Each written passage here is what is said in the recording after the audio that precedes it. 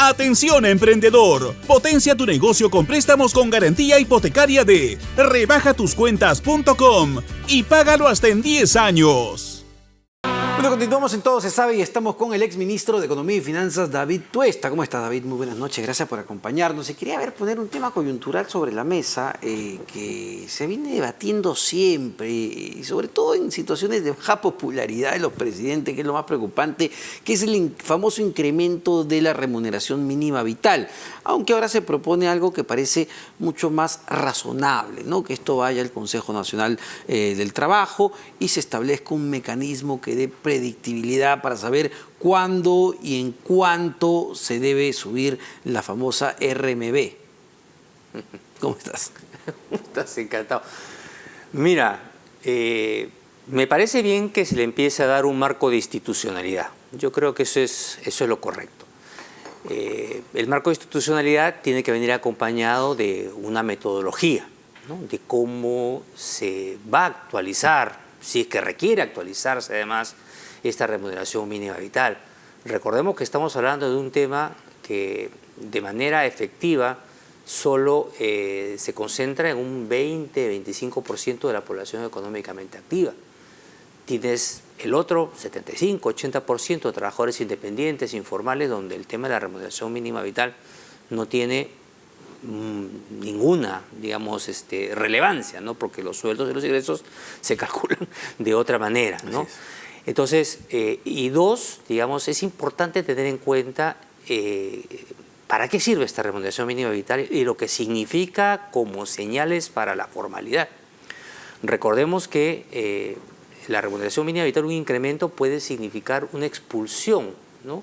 De empresas que se encuentran, digamos, en la frontera entre ser formal e informal y que, claro, tener que cumplir con esos requisitos, con ese mayor pago, pues puede incentivarlos a empezar a trabajar o a contratar en negro o en la informalidad, ¿no? Porque se genera en ese momento una situación de intermediación, les es más factible, más económico a ambas partes negociar un contrato sin que el concepto de la remuneración mínima vital entre como parte de la decisión. Entonces, ese es un problema. Y más allá, digamos, de esta discusión, digamos, es el momento para entrar a ese debate cuando la economía peruana, pues, a ver, en los últimos 6 meses, en los primeros 6 meses del año, claramente ha entrado en una situación de contracción, ha caído, estamos viendo una recuperación lenta, estamos hablando de que la economía va a crecer digamos, con ayuda de Dios, 2%, que son cifras, pues, entiendo, mediocres para una economía del tamaño de la peruana. Esa es la otra dimensión del problema, ¿no? La dimensión política, ¿no? Hoy las políticas deberían estar orientadas, por un lado, a la reactivación. Esto no me parece que coadyuve a ello, por el contrario, me parece que es una mala señal para la inversión privada.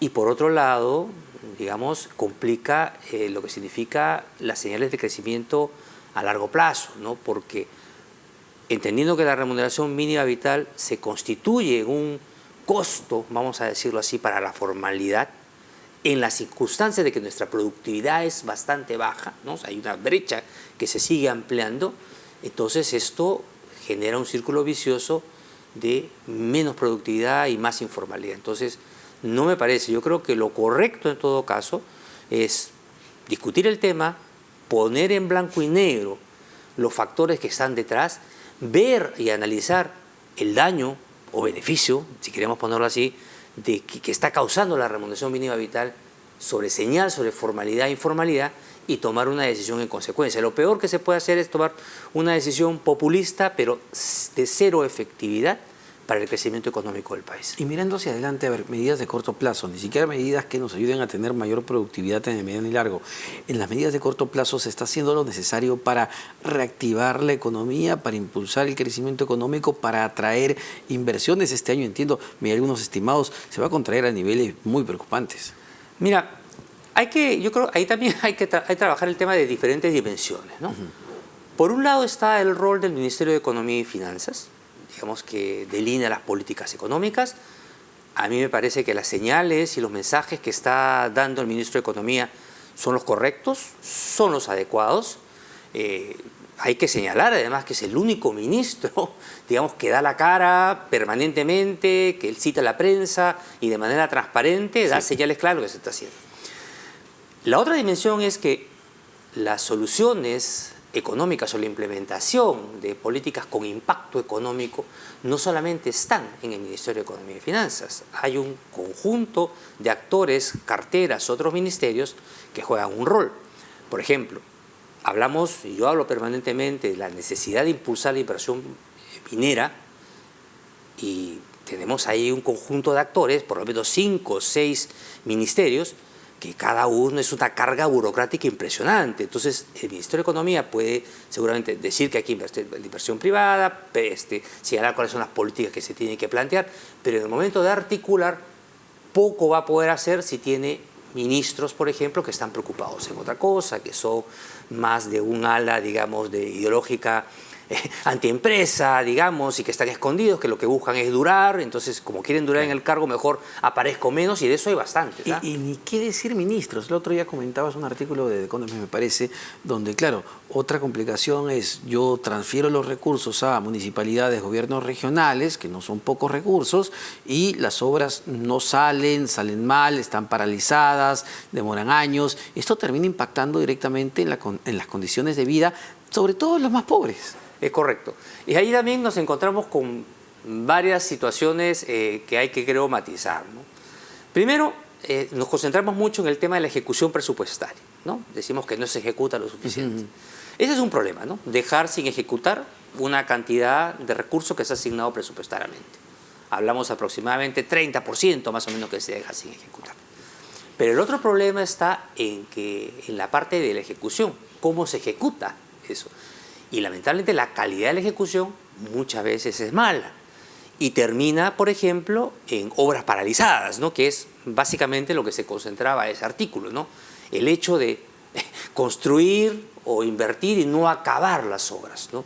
Y que termina generando un impacto, en ese caso en el artículo señalaba, incluso de incremento de la tasa de mortalidad infantil.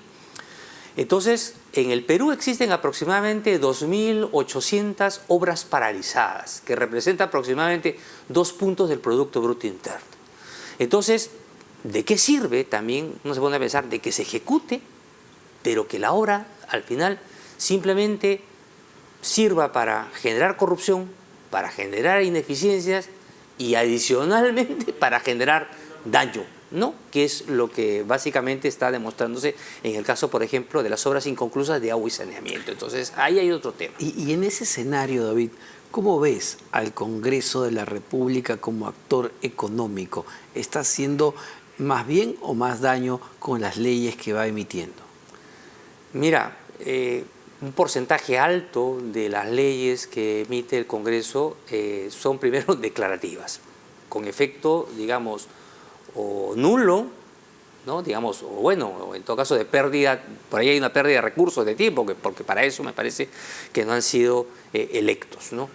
Pero por otro lado están este otro conjunto de normas dañinas y populistas que la teoría de la economía política encuentra que cada vez que los congresos son impopulares, su reacción es la de generar medidas o leyes, digamos, que poco ayudan a la construcción de un crecimiento sostenible como el que necesita el país. Y tenemos varios ejemplos, digamos, de lo que significó, por ejemplo, todo el tema de los retiros de FP, leyes, digamos, que han venido de alguna manera generando mayor exclusión en el ámbito financiero, ¿no? Que básicamente siempre arropándose bajo el concepto de que quieren hacer un bien, pero en realidad lo que hay es un objetivo personalista y egoísta y que va normalmente en contra de los intereses del país, ¿no? Y a ver, solo con esto termino, como la famosa reforma integral del sistema de pensiones. Entiendo que hay incluso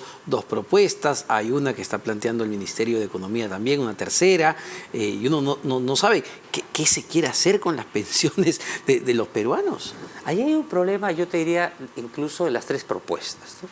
Ninguna de las 3 propuestas, siendo la del Ejecutivo mejor que la que está en el Congreso, pero ninguna de ellas se preocupa en el tema de la productividad. Nadie se preocupa de saber, oye, ¿y esta reforma va a ser más o menos productivo al país, ¿no? Y yo creo que ahí se parte de un tema, un problema, se parte sin analizar un problema de raíz. Esto me va a incrementar la formalidad, me va más bien a incrementar la informalidad. Y yo estoy viendo, por ejemplo, serios problemas en ese ámbito. No se analiza ese espacio. Así que yo creo que hay bastante, digamos, que trabajar, sobre todo en lo que significa cómo brindar protección y seguridad social para ese 70% de la población económicamente activa que no tiene posibilidad de verse arropado por un sistema que le brinde alguna seguridad en el momento de la vejez. Lamentablemente, los 3 proyectos que están actualmente sobre la mesa se quedan bastante cortos. Muchísimas gracias, David. Esperemos tenerte más seguido por acá, por Lima. Entendemos que tus funciones laborales están en España, pero un gusto tenerte en el programa. David Tuesta, exministro de Economía y Finanzas, presidente además del Consejo Privado de Competitividad.